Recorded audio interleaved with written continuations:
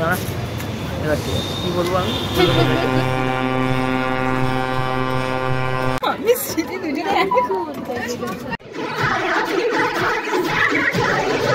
আজকে সকালের blog skip করে চলে এলাম বিকালের ব্লগে। হ্যালো সবাইকে, আজকে সবাই মিলে মানে বন্ধুরা মিলে যাচ্ছি মুভি দেখতে।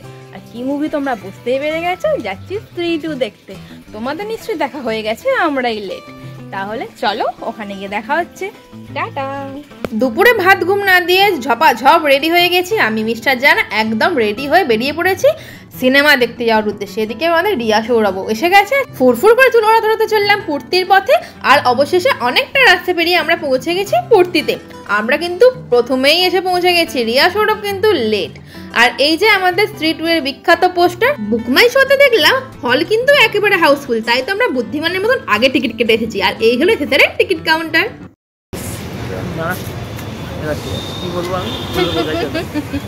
আর এই হলো আমাদের আরেকজন মেম্বার বিকি ভাই।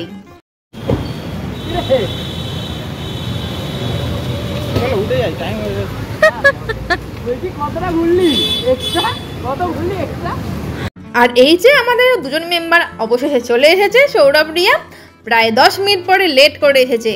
এদের এবার ধরে মারা হবে। চলো এবার উপরে যাওয়া যায়, আমাদের মুভির টাইমও চলে এসেছে। উপরে এসেও কিন্তু আমরা প্রায় 5 মিনিটের মতন টাইম পেয়েছি, সেই টাইমটা কিন্তু নষ্ট করিনি। অনেক ভিডিও করেছি, অনেক ছবি তুলেছি আর প্রচুর গল্প করেছি। আর এই যে দেখো আমার মুখটা দেখেছো কি অবস্থা, ভালো লাগছে না খারাপ লাগছে একটু বলো তো তোমরা।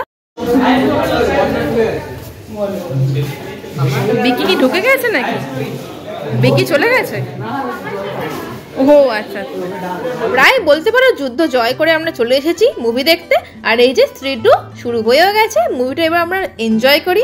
আর দারুণ সুন্দর, এমন সুন্দর সুন্দর দৃশ্য আছে যে কি বলবো।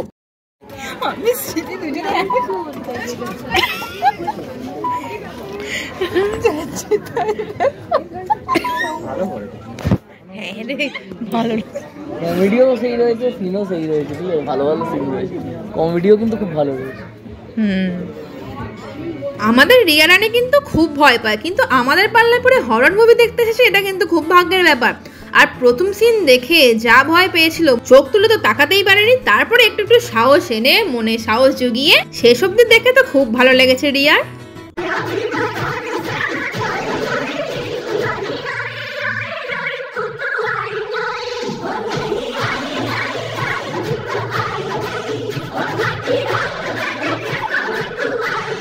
মুভিটা শেষে তো আমি এই গানটারই অপেক্ষা করছিলাম। আর এই সিনটা দেখে তো অবশ্যই ধরা গেল যে এর পার্ট 3 আসবেই আসবে। তারপরে হলের লাইট জ্বলে গেল, আর তারপরে আমাদের মুভি দেখাও শেষ হয়ে গেল। মনটা একটু খারাপ হয়ে গেল, যা মুভিটা শেষ হয়ে গেল। আর একবার যদি চলতো মুভিটা কি যে ভালো হতো, যে কি বলবো। যাই হোক, বাড়ি তো যেতেই হবে, আবার নয় পরে আসা যাবে। আর এই যে সবাই মিলে চললাম রেলগাড়ির মতন। হলের মধ্যেও কিন্তু আমাদের ছবি তোলা চাই, ছবি কিন্তু আমরা তুলেছি শেষ পর্যন্ত, তারপরে এখান থেকে বেরিয়েছি। আমাদের ওইটুকু ছবি তোলাতে হয় নাকি, প্রায় 50 থেকে 100টা গ্যালারিতে ছবি থাকবেই, তাই বাইরে বেরিয়েও আমাদের শুরু হয়ে গেছে ফটো সেশন। আমি বাইক খুঁজে পাচ্ছি না, কোথায় বাইক? তোদের তো ওইদিকে, আমাদের বাইক কোথায়?